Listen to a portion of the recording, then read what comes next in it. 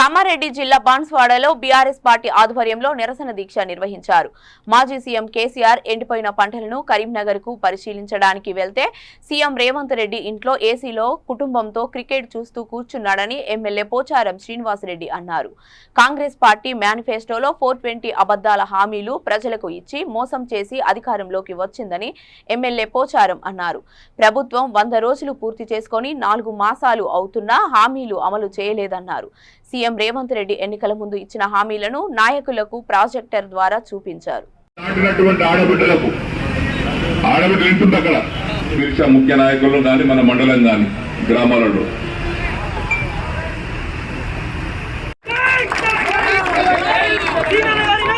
ఎందుకంటే మనం కేవలం కొంతమందిని పిలిచాం, అందరు విలువలే అతనే పడతలేదు కాబట్టి ఆయన పంట పండిస్తుండు, పెట్టుబడి పెడుతుండు కాబట్టి అని హామీచ్చిండు.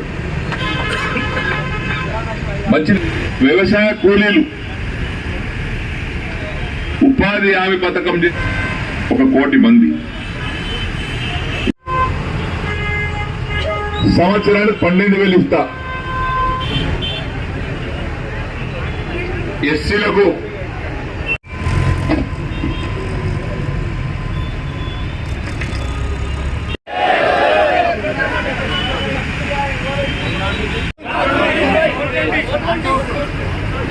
వాళ్ళు తయారు చేసిందే. అందులో అంటే రుణమాఫీ అయిన వాళ్ళందరూ ఎమ్మడే బ్యాంకు పోయి లోన్లు తెచ్చుకొని వచ్చి నిమ్మడే నేను రుణమాఫీ చేస్తాను. అయితే 1,00,000 వచ్చే నెల మీరు తీసుకుంటే 1,00,000తో పాటు తులం బంగారం ఆడబిడ్డలకై ఇచ్చే తెలంగాణలో ఉండే పిల్లల ప్రతి ఆడబిడ్డకు తులం బంగారం ఇవ్వడం ద్వారా ఈ తెలంగాణను బంగారు తెలంగాణ చేసే బాధ్యత కాంగ్రెస్ పార్టీ తీసుకుంటుంది.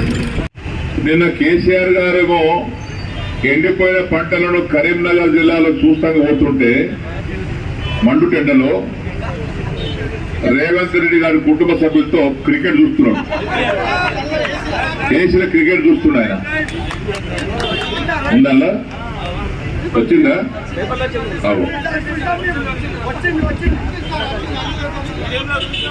క్రికెట్ చూస్తున్నాయన పైన కేసీఆర్ పంట పొలాలు ఎండలున్నాడు.